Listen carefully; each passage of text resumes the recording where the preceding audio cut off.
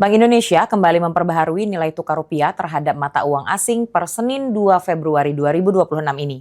Pembaruan kurs ini menjadi acuan transaksi falas di pasar domestik.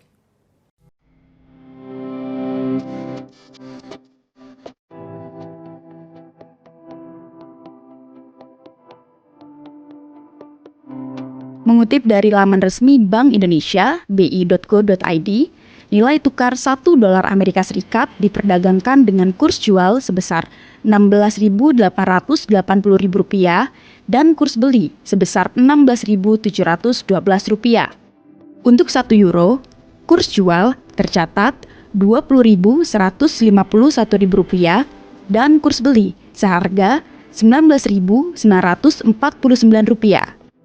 Selanjutnya, untuk mata uang pound sterling Inggris memiliki kurs jual sebesar Rp23.247 dan kurs beli Rp23.009. Memasuki kawasan Asia, nilai tukar yen Jepang ditetapkan dalam satuan 100 Japan yen dengan kurs jual sebesar Rp10.975 dan kurs beli sebesar Rp10.865.000.